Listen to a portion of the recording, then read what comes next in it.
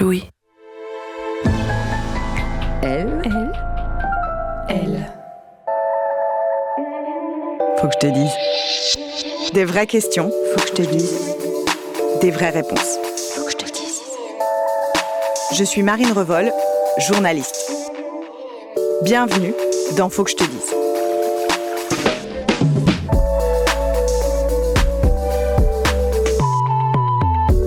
Pourquoi les filles se dévalorisent-elles autant ?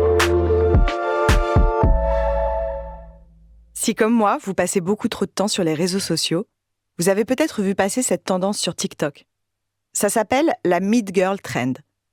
Le principe, c'est que des filles se filment et expliquent pourquoi elles sont des filles moyennes, au sens sympa mais un peu banal. Certaines disent « Je suis une Meet Girl parce que je me suis déjà fait recaler de boîte de nuit à cause de mon physique » ou « Je suis une Meet Girl parce que je ne suis pas moche, mais personne ne se retourne sur moi dans la rue en disant « Waouh ». Alors au départ, tout ça part plutôt d'une bonne intention. L'idée, c'est de pouvoir partager ses complexes et se sentir moins seule avec ses pensées négatives.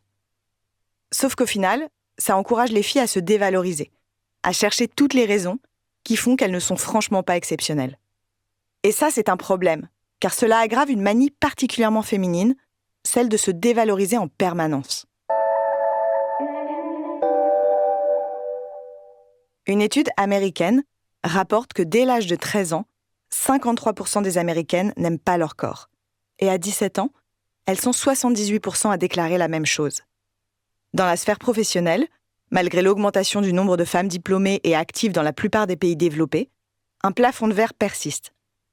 Une étude, publiée dans la revue Science Advances et menée dans 72 pays sur 500 000 étudiants de 15 ans, démontre que plus une société est égalitaire et développée, plus le stéréotype selon lequel les femmes auraient moins de talent que les hommes est ancré.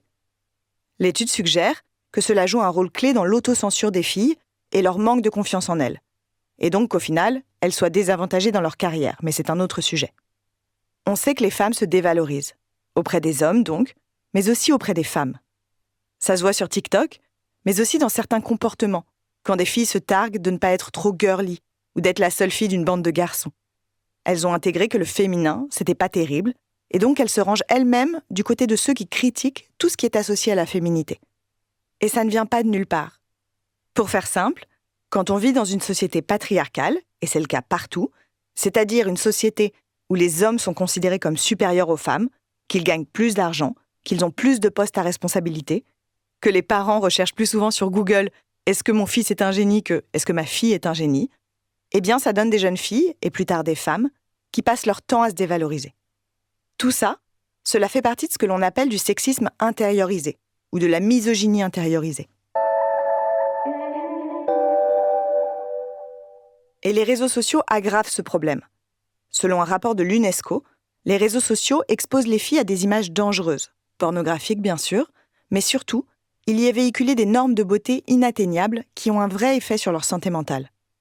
Le rapport en question cite une statistique de Facebook. 32% des filles se sentent moins bien dans leur peau après avoir été sur Instagram. Pour la petite histoire, cette info est une fuite et n'aurait jamais dû sortir dans la presse. Je ne sais pas si je peux encore me considérer comme une fille, parce que ça fait longtemps que je ne suis plus une ado, mais je vous le confirme. À chaque fois que je fais un tour sur Instagram, c'est-à-dire environ 4 heures par jour, je me dis que je suis trop grosse, trop petite, pas assez bien habillée, et accessoirement que mes vacances sont moins cool que celles des autres. Alors il faut que je vous dise, il y a une théorie selon laquelle la tendance des femmes à se dévaloriser serait aussi biologique. Il y a une région du cerveau qui s'appelle le cortex singulaire antérieur. C'est une région qui a un rôle dans la régulation des émotions, mais c'est aussi la zone qui juge, celle qui vous dit « t'es trop grosse ». Et cette région, selon plusieurs études, serait plus grosse et plus active chez les femmes que chez les hommes. Alors comme toutes les explications biologiques, c'est à prendre avec de grosses pincettes. À cette info, il faut toujours ajouter des facteurs extérieurs, culturels, des biais de perception, etc. Se dévaloriser en permanence, on voit très bien comment ça a des effets immédiats sur la vie sociale des jeunes filles, sur leur sexualité, sur leur humeur, sur leurs résultats scolaires et plus tard sur leur vie professionnelle. Pour tout ça, avoir confiance en soi, c'est quand même vachement mieux. Et la bonne nouvelle, c'est qu'apparemment, on peut en quelque sorte entraîner son cerveau à se voir positivement. Le docteur Stacy Grossman-Bloom, une neuroscientifique américaine, a expliqué à la BBC que quand on pense d'une manière positive, on stimule les circuits de récompense, de motivation et de plaisir du cerveau. Et plus on se sent bien, plus les autres nous perçoivent positivement et ont envie d'interagir avec nous. Et donc c'est un cercle vertueux. Voilà, vous savez tout. Donc maintenant, au lieu de scroller sur toutes les vidéos Meet Girl sur TikTok, mettez-vous devant une glace, ou pas, et entraînez votre cerveau à vous voir comme la reine du monde. Vous en avez peut-être déjà entendu parler, mais il existe aussi une pose qu'on appelle Power Pose ou posture de super-héros. On se tient droit, les mains sur les hanches, les pieds écartés à la largeur des épaules, le menton relevé, et on regarde au loin en respirant. Et apparemment, ça marche. Des chercheurs et chercheuses des universités de Berkeley, Columbia et Harvard ont montré que les personnes qui tenaient cette pose pendant 2 minutes avaient de meilleurs niveaux de confiance en eux et un niveau de stress plus bas. Ça vaut le coup d'essayer. Prenez soin de vous. Merci d'avoir écouté Faut que je te dise, un podcast coproduit par le magazine Elle et Louis Média, avec le soutien de l'ONG Plan International et le mouvement de la French Touch.